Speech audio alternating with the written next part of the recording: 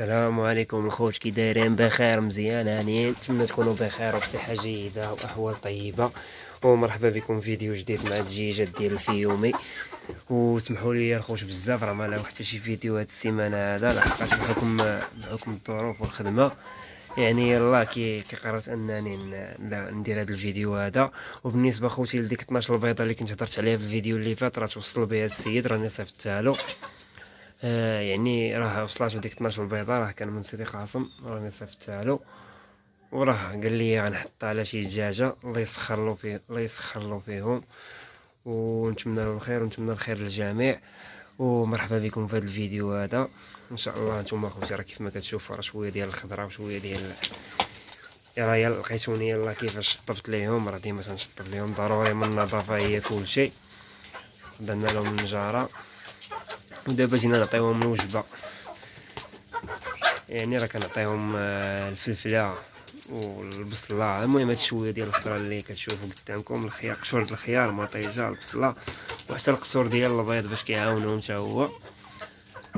وهادشي اللي كاين الخوت. واليوم هاد النهار جيت نهضر لكم على الدجاج البياض، يعني السلالات اللي كيبيضوا، اللي معروفين عندنا في المغرب، وشحال كيبيضوا في العام. وغنبداو، راه هما تبارك الله، راه كاين اللي كيعرف هاد السلالات، كاين اللي ما كيعرفهمش. يعني المهم انا السلالات اللي كنعرف، راه غنهضر لكم على السلالات اللي معروفين اكثريه، اللي باينين. يعني مثلا كيف ما قلت لكم، الفيومي تبارك الله راه كيبيض حتى هو من السلالات اللي دابا النمبر 1 في السوق. يعني اللي بالرغم انه ما كيبيضش بحال هذوك السلالات الاخرين، ولكن يعني هو اللي يعني موجود في السوق. كتمشي للسوق كتلقى اكثريه الفيومي، دجاج الفيومي، البيض الفيومي، يعني مطلوب في السوق، وكلشي كيبغيه ومحبوب، كيف ما كيقولوا محبوب الجماهير. وهادشي اللي كاين اخوتي. الدجاج الفيومي تيبيض من 180 بيضه، حتى ل 240 بيضه في العام. والعتوقه ديالو كتبدا ترشم حتى من شهر 4، وهي كتبدا، المهم في الشهر الرابع ديالها، اذا كانت الماكله مزيانه وداكشي كلشي بخير، والتلقيحات والدواء وداكشي مريقل يعني. والتهليه، اهم حاجه التهليه، بالرغم انه ما يكونوش كاع الدوايات داكشي، يكون غير داكشي طبيعي، يكون داكشي يعني غير مثلا كتهلا فيهم بخضيره، تعطيهم بخل ديال التفاح في الماء، الثومه، البصله، الحلبه، كاع داكشي. مره دير لهم الشيح، يعني باش كتقتل كيف ما قلت لكم، راه الشيح مزيان للدجاج. المهم كتبدا العتوقه كترشم في الشهر الرابع، يعني من الشهر الرابع كتبدا تبيض. غير هو كيكون البيض ديالها قليل، ما كيكونش البيض يعني كل نهار، كيكون ما حدا كتكبر وهي عاد كتبدا تبيض يوميا. وهادشي اللي كاين. وكاين عاوتاني الدجاج الاسترالوب، راه تبارك الله حتى هو دجاج بياض وبامتياز. وفي نفس الوقت دجاج لاحم وبياض، يعني ماشي غير بياض، عكس ديال الفيومي راه غير دجاج بياض وصافي. يعني ما الفروج ولا الدجاجه ما كيوزنوش. يعني بخلاص الاسترالوب راه تبارك الله راه كيوزن، راه كيوصل حتى الديك ديالو، راه كيوصل حتى 4 كيلو. والدجاجه على دور العام كتبيض تقريبا 250 بيضه، يعني راه فايت الفيومي. وتبارك الله حتى هي الدجاجه العتوقه ديال الاسترالوب كتبدا تبيض في الشهر الرابع حتى هي، بحال الفيومي. واللي بغيت نقول لكم، الاسترالوب العكس الفيومي، الاسترالوب هو دجاج سالف، يعني سالف في التربيه، وما فيهش صداع، لحقاش كيبغيو الناس بزاف على حسب ما فيهش صداع وما فيهش تبرزيط. غير هو عاوتاني عنده المناعه قليله شويه على الفيومي عنده مناعه كثيره، يعني تقدر في الشتاء، في البرد، الصيف، يعني الجو حار ما عندوش المشكل. هو يعني كيتقبل الاجواء كاملين، عكس ديال الاسترالوب. والاسترالوب ما يقدرش يعني قليل في كيتوالم مع السلالات، يعني كيبغي السلالات بوحدو. يعني هو سلاله اللي ما كيتاقلمش مع السلالات الاخرين. يعني من الاحسن الانسان يديرو بوحدو، يعني الا عنده شي حاجه نقيه يخليها بوحدها، يعني ما يخلطوش مع السلالات. بالرغم ان كنشوف الناس كيديروه خليط مع الاسترالوب والفيومي، السوسيكس، لا ليغورن، يعني بزاف هادو كيديروهم خليط باش تبارك الله كيكون واحد خليط زوين. وهادشي اللي كاين. وكاين عاوتاني الدجاج لاليغور، خلاص لاليغور تبارك الله راه تا هو دجاج بياض بامتياز ولاحم في نفس الوقت، والبيضه ديالو تا هو كتكون كبيره على الفيومي، وتا هو غير هو لاليغور كيبغي اتساع، يعني سريع الحركه، وخصك تبعدو على البرد، يعني كيبغي درجه عاليه، درجه الحراره تكون عاليه شويه، خصو ما كيعيش، ما يقدرش يعيش في البروده، يعني لا في البروده كيمرض، العكس ديال الاخر البلايموس. وكيف ما قلت لكم اخوتي لاليغورنا تبارك الله راه توصل الدجاجه ديالو حتى ل 300 بيضه في العام، يعني اللي دجاج بياض بامتياز. والدجاجه والعتوقه كتبدا تبيض حتى هي على 4 شهور، كتبدا تبيض يعني على 4 شهور بحال الاوسترالوب بحال الفيومي. لا الاوسترالوب يا ربي كيبدا يبيض حتى الشهر السادس، سمحوا لي الخوت، الاوسترالوب ماشي بحال الفيومي ولا ليغور، الاوسترالوب حتى ل6 كدير العتوكه 6 شهور عاد كتبدا تبيض عاد كتبدا تحط البيض. ولا ليغورن والفيومي وسوسيكس البلايموس كيبداو يبيضوا في الشهر الرابع. وكيف ما قلت لكم لا ليغورن تبارك الله راه 300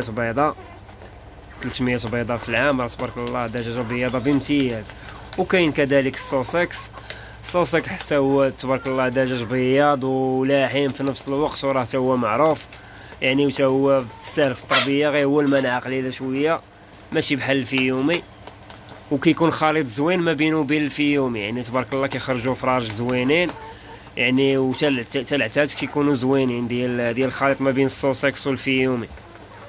والدجاجه ديال السوسيكس كتبدا تبيض تقريبا 250 بيضه 300، يعني ما كتوصلش 300، المهم 250 بيضه حتى هي.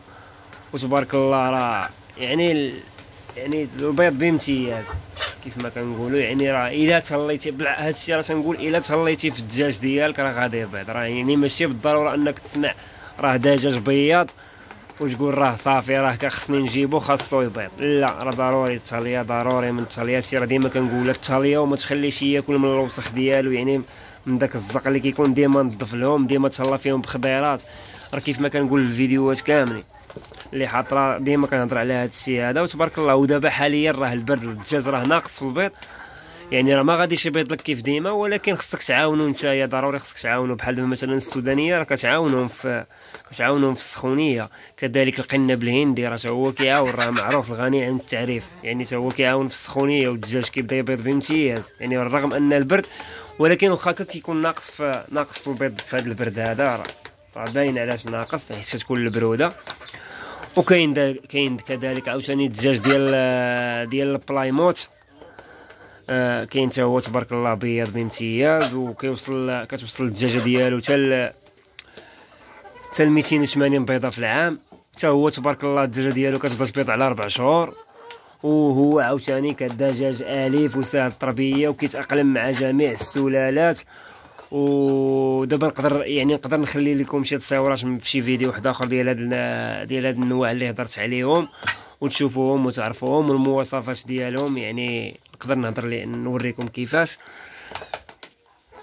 وهادشي اللي كاين الخوت، ونتمنى هاد الفيديو هذا يعجبكم. وراه ان شاء الله راني شريت واحد الفقاصه وغنبدا نفقص بها، يعني ما شريتش فقاصه كبيره ولكن صغيره كتهز 30 بيضه، وراه غنبدا نفقص بها ان شاء الله الفلوس، وراني غنفقص بهاد الدجاجات هادو اللي عندي. ما غاديش ندير غير البيض ديال الدجاجه ديك البلديه اللي حدا الفروج، وغادي ندير حتى الخليط ديال ايزا براون مع الفيومي. راه عند الصديق ديالي عنده الدجاج ديال ايزا براون، داك اللي كيبيض البيض اللي كتشوفوا في الحانوت اللي كيتباع في الحانوت، راه غادي ندير البيض ديالو عند الخليط ديالو مع البيض مع ديك ديال الفيومي ان شاء الله. الا صدقوا لنا شي فليلتات نخليهم في القاطع حتى هما، واللي بغاهم وعجبوه، واللي بغاهم ان شاء الله من بعد ما يتفقصوا ويكبروا شويه وياخذوا التلقيحات ديالهم ويبداو يوجدوا، يعني واللي بغاهم عجبوهم مرحبا على الراس والعين.